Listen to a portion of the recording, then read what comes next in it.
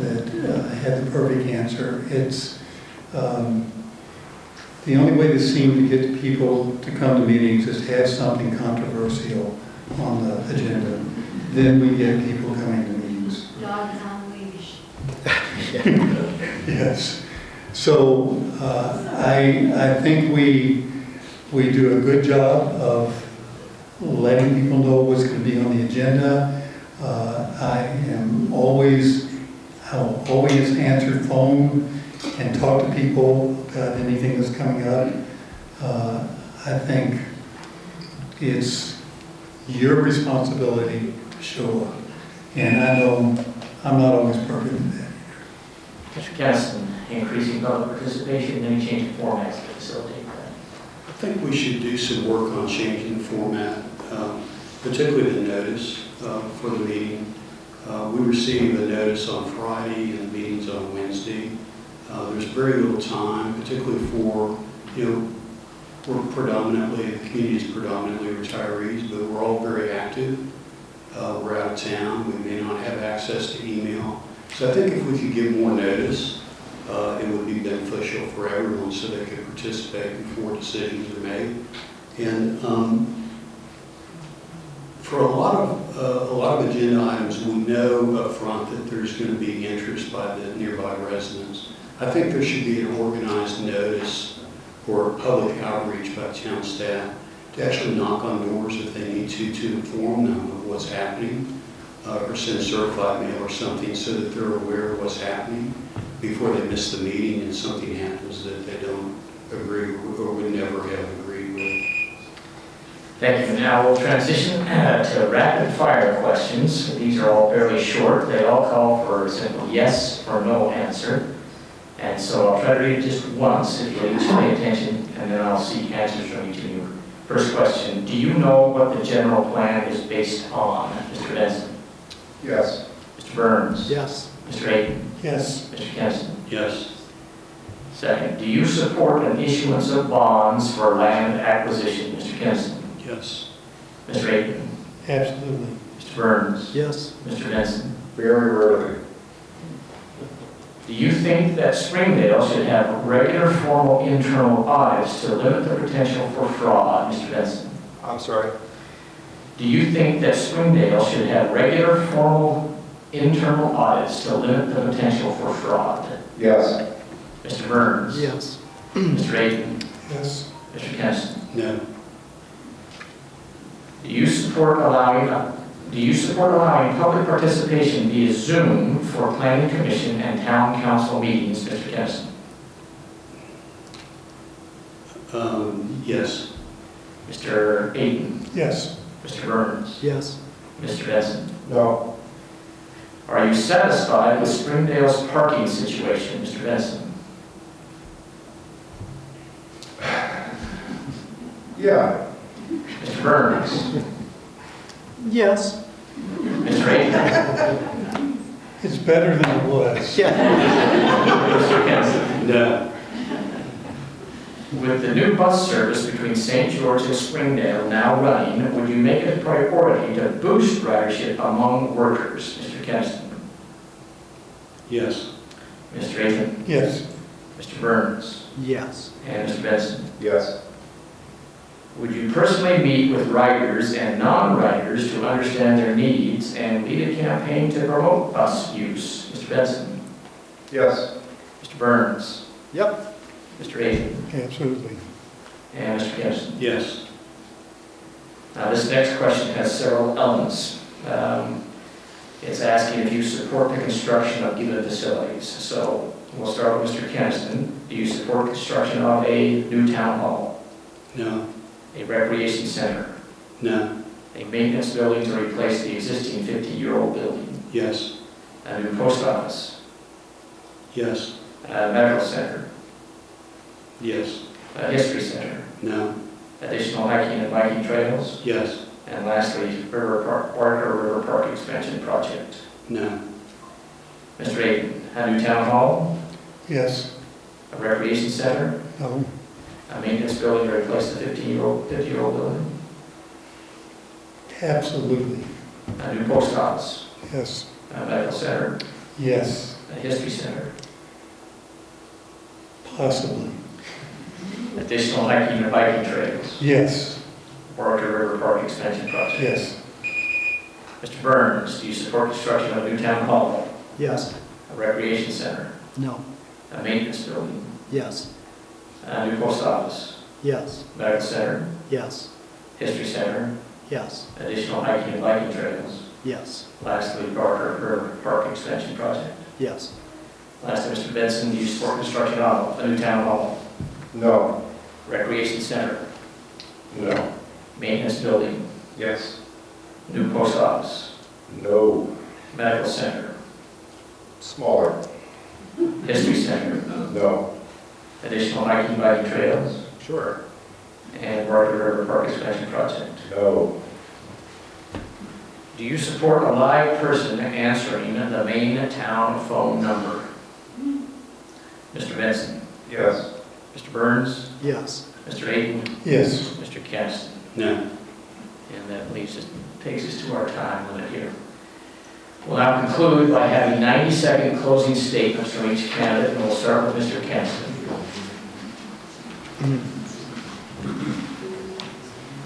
Thank you to the Springdale Community Forum and for all the dedicated community members who participated in tonight's event. I know that I don't need to remind you that your continued engagement with our town's democratic process is truly vital to the success of Springdale. For the council members and the mayoral candidate that you choose will be a representative instrumental in providing the amenities and services that we've come to rely on. Tonight I'd like to highlight a contrast that defines this election. The choice before us is clear. We can either continue down the path of the current status quo, which at times can lead to reactive rush decisions and a feeling of community exclusion, or we can embrace a new direction. This new direction is rooted in transparent, informed decision-making, using processes that are tailor-made to require due diligence through the use of subject matter experts when needed, and local residents to achieve successful outcomes for our town. I'm running for this position to ensure that we always make fully informed decisions with a focus on prior due diligence. My campaign is centered on establishing a well-rounded process for the town's major decisions regarding how money is spent and what services are provided. Some residents may believe that we should resign ourselves to accepting what is offered to our council and the little bits of information that they decide to share. I believe in a different paradigm. I believe that government meetings and processes should welcome participation, that any question should always result in complete answers, that open discussions should always occur, and communication should always flow to and be available to any resident who is interested enough to ask. This new paradigm will proactively guarantee that all relevant voices will be heard, that long-term residents, business owners, town committee members, technical town experts, and others at the decision-making table early on to provide critical input, that no voices will be minimized. We shall seek residential expertise that exists right now in our retiree base to help guide town projects from inception to completion. For we have a community with deep understanding of many subjects and disciplines that can provide much better solutions than the high-priced consultants who view us simply as a place to make high-priced fees. We will rely on verifiable data and expert advice before a vote is taken. I believe this focus on town participation will lead to a higher standard for government here in Springdale. Ultimately, a vote for me is a vote for the careful and effective use of our tax revenue. And by adopting a diligent process, we ensure projects are designed right the first time, which will lead to the achievement of results that are fully aligned with the long-term articulated goals of our Springdale residents. These results were also aligned with the goals of the Springdale General Plan. That's why I'm running for office. Mr. Aton, 9 seconds, please. As you can see, I've done a lot of preparation to get ready for this. When I moved to Springdale, I had met a guy named Mark Minor who had just bought a house in Springdale and was fixing it up. And it's now the Worthington Gallery. And I asked Mark if I could live there.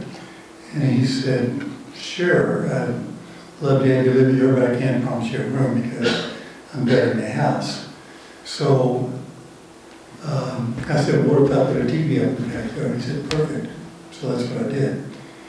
And I was using, I didn't have a post office box, so I was using his post office box. And I ended up getting a letter that was addressed to Randy Aton, TP, Springdale, Utah. Didn't have a box number, didn't have a zip code, got the right box. And I went, this is a community I think I want to live in. It was a community at that point that was very involved in town. When there was an earthquake on 9/2/92, the community came out to help people up on Balance Rock who were had their houses destroyed. We helped move equipment out of there, their belongings out of the apartments. That's the way the community was at that time. And I think we still have a strong community, but I think we have a community, as I mentioned, that is changing, that is getting older, that is maybe not as involved. And that's why I really feel like we need to keep working as a town council, as the general plan tells us to do, to create housing for people who live and work here. For a lot of years, I was doing contract work, and I was going away and work, and then I was coming back and I would work on my house. And I always kind of told myself that when I finally retire, I'm going to get on the planning commission or run for town council. And I was 70 years old, I was working on a job, and it hurt. And I just went, I think it's time. And I got home, and there was an announcement for the town council, and I ran because I wanted to get back to this town because I love this town. I think it's the best place I've ever lived. It's the place I'm going to die. I think I have a lot to give to the town council. I appreciate your vote. Thank you. I misspoke, it's not 90 seconds, it's 3 minutes, and our timekeeper did far more accurate. Both candidates so far, I've been to their 3 minutes. Mr. Burns, your 3 minutes now, please. First, let me say how much I've enjoyed serving on town council the past 4 years. It's been an honor to represent my community and learn more about the challenges of addressing the needs of a small community that's adjacent to the doorstep of one of the busiest national parks in the system. It's been a pleasure to work with our mayor, town council, town staff, and our police department, and I thank them for their good work and service. When I read some of the campaign messages from other candidates, I often read about what we can do better, and I agree. We can always do better. We are a work in progress. And I think that you probably heard it tonight, that you'll find that among us, we have more in common than not. I appreciate the burst of energy and engagement by town residents during this campaign cycle, showing their interest in how our town operates. I encourage you to keep the momentum up.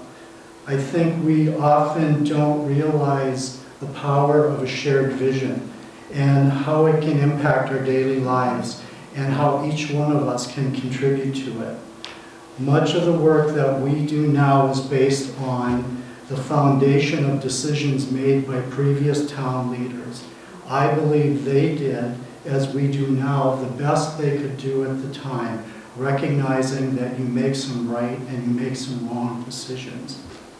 I think it's safe to say that most of us in this room tonight came here for a familiar reason, and that is that we fell in love with the beauty of Zion National Park and we wanted to call this place home. I hope we can build upon what brings us together versus what separates us. I'm not coming to you with a bunch of campaign promises, other than I give you my word that I represent the residents and the business community in Springdale to the best of my ability. My decisions may not always support yours, but that doesn't mean that I haven't heard you. For those of you who know me, you know that I support moderate commercial and residential growth.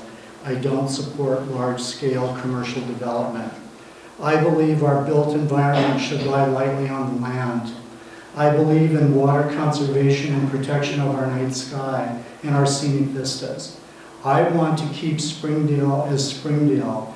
It is our uniqueness that is what draws millions of visitors to us. I want to recognize Zion National Park as one of the lifelines that keeps our community viable. It needs our support now more than ever. And lastly, I want to say, as we narrow down the election date, Commend you for your discipline. Mr. Benson, your 3-minute statement, please. darn it.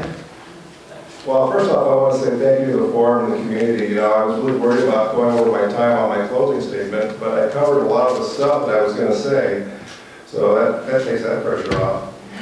But, you know, I know we all care deeply about Springdale, and I think sometimes, you know, as I mentioned before, caring means recognizing when it's time for a change. You know, one thing we were talking about a lot was these projects, such as the medical center.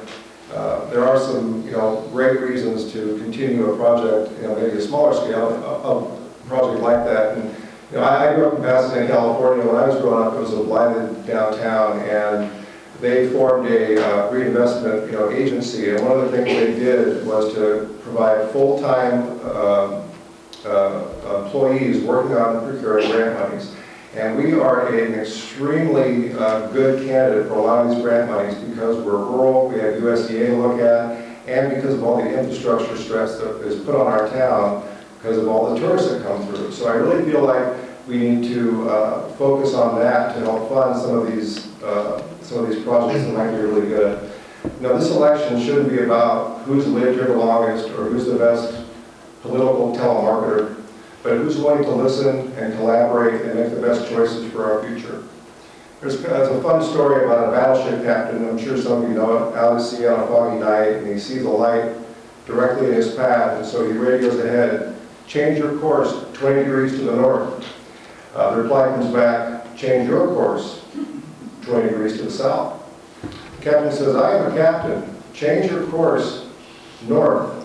The reply is calm. I am a seaman second class. Change your course south. Now the captain is heated and he shouts, I am a battleship. Change your course immediately. The reply comes back, I am a lighthouse. You're cold, buddy. I think the lesson's simple there. You know, without clear information, even folks with the best intentions can make dangerous decisions. And when they're made in the dark, they often head for the rocks. Let's not do that. Let's have the courage to change course when it makes sense and move forward together in the light. I humbly ask for your vote. Thank you. Thank you. Well, ladies and gentlemen, here in little old Springdale, Utah, you witnessed a model of civility and candor that's worthy of emulation at every level of our government.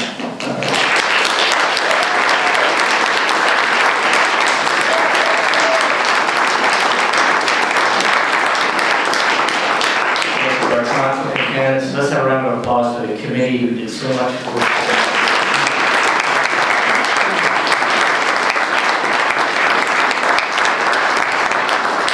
That Darcy's going to come forward and close us up here.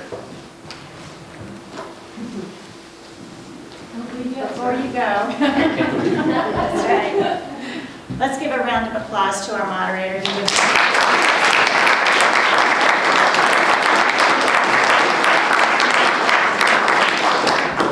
I'll go super quick because I know everyone's been so good and patient sitting here and just listening to us talk to you. I just have a few housekeeping items that I wanted to mention. The first being is that, as you can probably plainly see, our meeting has been recorded. And so our intention is any of you that want to go back and see it again, obviously will have the ability to do so, or our friends and neighbors that were unable to come today, they will have the ability to to watch what transpired tonight. So we will put together a link, and that link will be available on the Facebook page and also the Springdale Sun. So we have a YouTube channel, which is Springdale Community Forum. It's a YouTube channel, so if you're super curious, you can go look for it yourself before that link comes out. But again, we did record this evening's event, and so you'll have an opportunity to see it again. I wanted to talk now about what comes next, which is you need to vote. And so we put together a voter information sheet, and there's just a few things on here. This will be under the table, so please take one before you go. I think one of the main things that has changed that I think is really important for everyone to know, because the mail-in ballots normally can be postmarked, and they have to be actually received by election day, which is November 4th. And so that's a little bit of a change. Don't just drop it in the mail the day before election, because chances are it's not going to get to the Washington County Clerk's office, and then your vote would not be counted. So please be super conscientious of that. The ballots were dropped already, so you should start to see them within the next couple of days. So don't put it somewhere in your kitchen counter that you forget to find it. I mean, please take care of that right away and vote as soon as possible. And you can either mail it, or you can use the drop box, which the Town of Springdale Town Hall has a drop box where you can drop it off during normal business hours. Another close one is also the Hurricane City Branch Library, and they have one outside which is available to you 24 hours a day. So if you happen to be down there, just take it with you and drop it off in Hurricane. There's also a lot of them throughout the county, as you can imagine, but those two are probably the most convenient for us. There's early voting centers and vote centers that are at the Dixie Convention Center and the Hurricane Community Center. So on here, there's information on where you would go to get the specific hours if you really like to go in person to vote, either to vote early or to vote on election day. If that's your preference, the county has that as an option for you. So any additional information that you want about Springdale municipal elections, you can go to the clerk's office here at Town Hall, or also there's information on here for the state of Utah and also the county, so please pick up one of these. Lastly, I wanted to call out Robin. She was really good about calling the rest of us out, but she was obviously the catalyst to get this happen. And if it wasn't for her energy and enthusiasm and truly her gift of time to our community, this evening would not happen. So I would really like to call out Robin Jansen.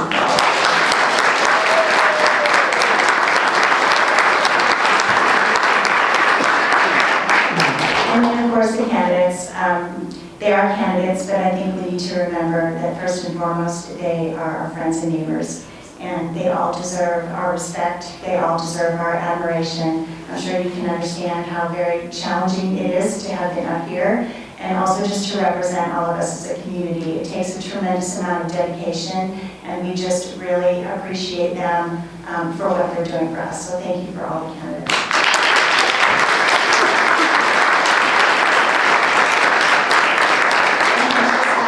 Just thank you all, because obviously the questions, as Robin mentioned, we have got over 120 of them, and we painstakingly went through them hours and hours on end to make sure that we really put together the very best program for you tonight that we could, that represented all of the questions and topics that you presented to us. So hopefully we did a good job of that. And we would welcome your feedback, because we're hoping to keep the momentum of this going. So please give us the good, the bad, and the ugly. Really, really thank you all for your time, your participation, and please vote. Thank you.